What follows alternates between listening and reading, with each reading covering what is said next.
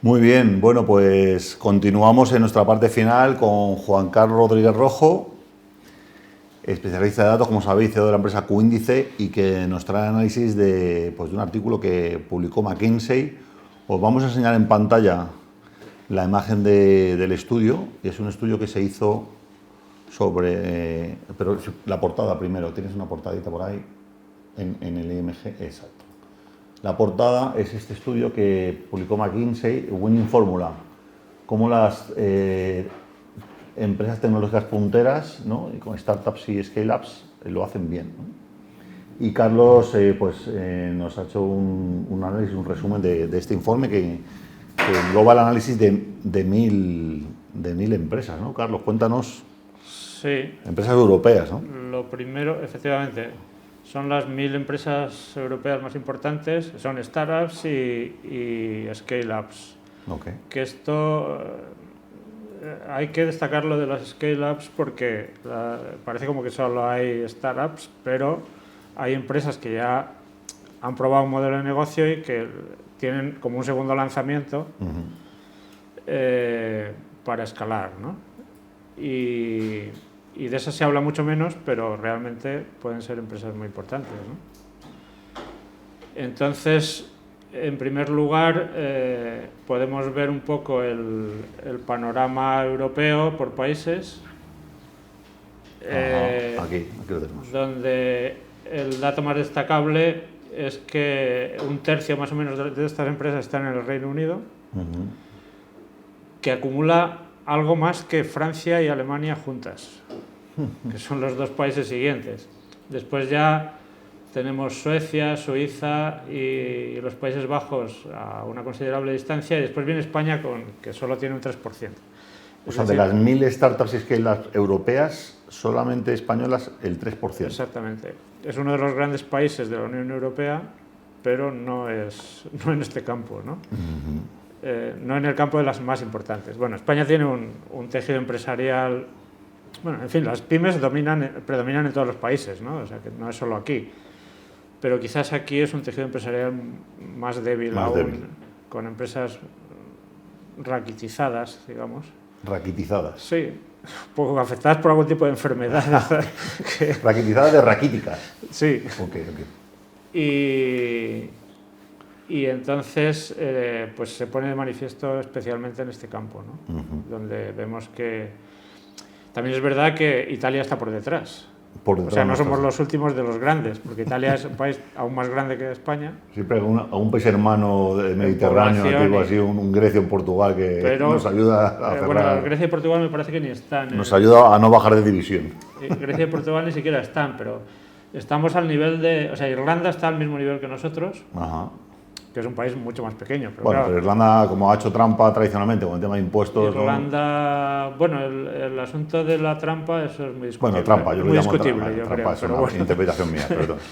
Digamos que ha sabido competir. Ha sabido competir con ese arma, que es una buena arma. Total. Moviéndose, supongo que en el terreno de la ley, ¿no? O sea, que no... Sí, no haría...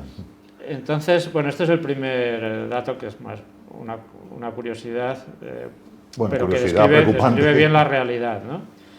Y ahora ya entrando más en materia, vemos que estas empresas, que son las 1000 primeras, es decir, que fuera de estas puede haber trascendencias, pero se desarrollan como en cuatro caminos, en 4 planos. Hay empresas que predominantemente desarrollan el negocio como un negocio de red o basado en redes. Empresas que desarrollan el negocio escalándolo, empresas que desarrollan sobre todo producto y empresas que desarrollan, o sea, cuyo core es la pura tecnología, ¿no? Hay como 3 clústeres aquí que más o menos están especialmente asociados a algunos de estos planos. Uno es el hardware, que está más ligado al producto, a la tecnología, a las empresas puramente tecnológicas, pero también algo al producto. Las fintechs, que son sobre todo de producto. y B2B y y SaaS, que también son de producto, ¿no? Uh-huh. Entonces, bueno, con esto tenemos unas primeras asociaciones, después podemos verlas más en detalle. En el caso de las empresas de red, pues predominan los media y contenidos y marketplace. Uh-huh. En el caso de las empresas que desarrollan el negocio sobre la base de escalarlo, predomina el e-commerce fundamentalmente, también los media, pero sobre todo el e-commerce. En las empresas de producto tenemos casi al mismo nivel fintechs y B2B SaaS. Uh-huh. Y en las empresas de core tecnológico, el hardware veíamos que era un clúster muy bien definido, pero realmente la mayoría son de biotecnología y relacionadas con la salud. Okay. Pero también hay datos, inteligencia artificial, etcétera, ¿no? Uh-huh. Entonces, bueno, esto es lo que, aludiendo a la terminología al uso, es el ecosistema, digamos, la parte alta del ecosistema de las nuevas empresas en Europa. Y además, estas empresas, pues en cada plano de estos en los que se desarrollan, se privilegian algunas funciones internas, lo cual también es interesante, ¿no? Porque aquí en este gráfico podemos ver que la función comercial tiene mucho mayor peso en las empresas que están desarrollando el negocio a base de escalarlo. Uh-huh. Parece lógico, pero se constata que eso es así. O sea, un 42% de los roles son comerciales. Y después le siguen pues las de el producto, ¿no? Que son de tecnología pura, donde casi 50% de los... Entiendo que esos son empleados, ¿no? ¿O fuerza laboral? O... En tecnología pura, sí, es cómo se distribuye la masa laboral. Porcentaje de empleados, sí. Tecnología pura es casi el 50% en producto, en desarrollo, ¿no?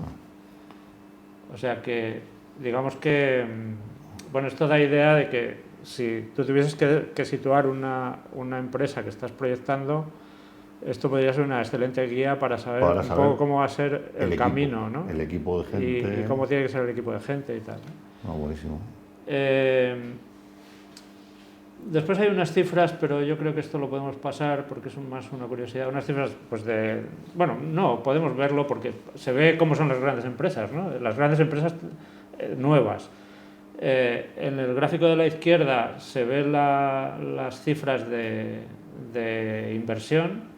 Estamos hablando de 200 y pico millones de euros. Hasta alcanzar un estado de unicornio. Hasta alcanzar un estado de unicornio. Y las cifras de ingresos. Sí es curioso que las cifras de ingresos, por ejemplo, en el caso de las empresas que se desarrollan a base de escalar, las cifras que necesitan, los fondos que necesitan para desarrollarse es el segmento, digamos, que necesita menos. Y sin embargo, las ventas que obtienen es el segmento que obtiene más ingresos.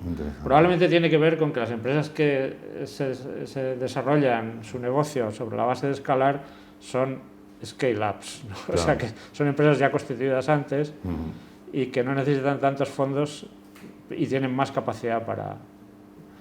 Esto también muestra que la fase de escalado en una empresa es lo que realmente al final es donde realmente se obtiene el mayor rendimiento, ¿no? Las de tecnología pura son las que necesitan, casi son las que necesitan más recursos junto con las de red y son las que tienen menos ingresos. Es decir, que ahí, que es muchas veces donde ponemos el foco. Mira que mega desarrollo tecnológico y o sea, obtener ingresos de ahí es duro. Es lo más duro, fíjate. Y ahora además podemos ver el tiempo que tardan, o sea, cómo se distribuyen según los años que tardan en llegar al estado alcanzar el estado de unicornio, ¿no? Entonces, en las de red son las que tienen más empresas, el 54%, en el plazo más breve, entre 1 y 5 años.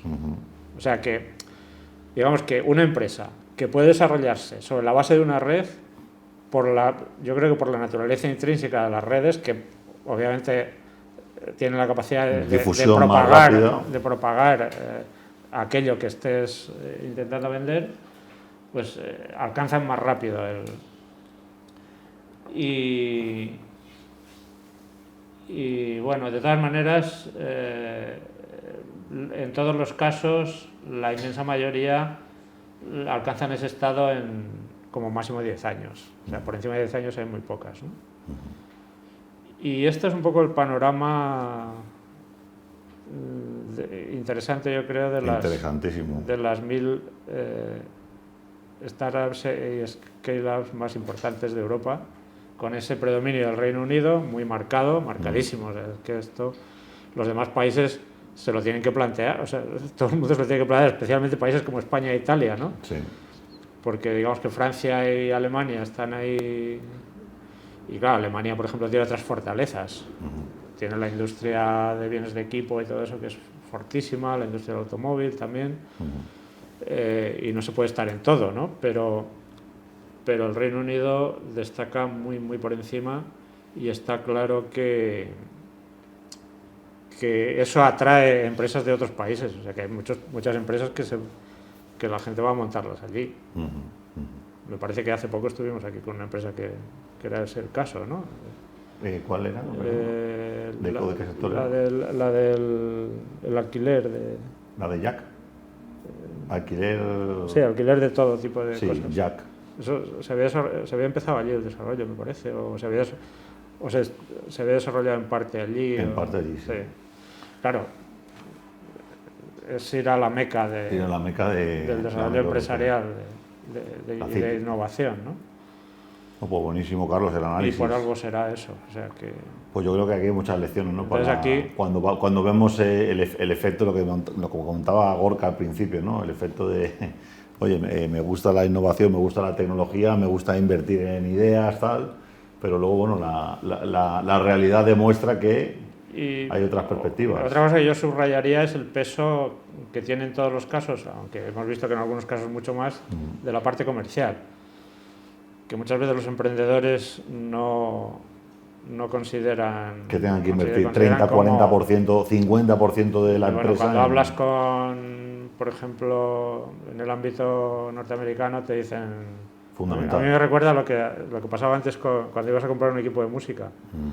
Y te decían, bueno, pues puedes comprar el mejor amplificador que quieras, pero como no te gastes el mismo dinero en los baffles, no tienes música. O sea, no aprovechas el potencial.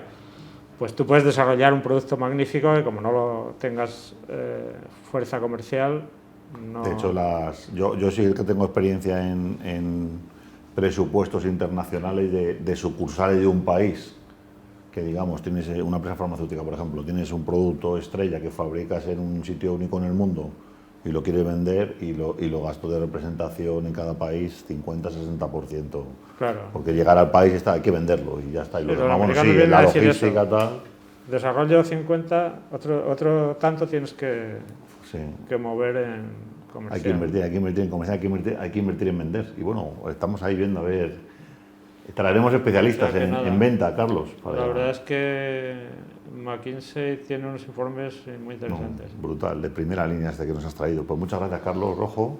Y bueno, chicos y chicas, hasta aquí el programa Resiliente Digital, el octavo de esta temporada. Muchas gracias por vuestra atención. Sabéis que tenéis en resilient-digital.com todos los canales de contacto.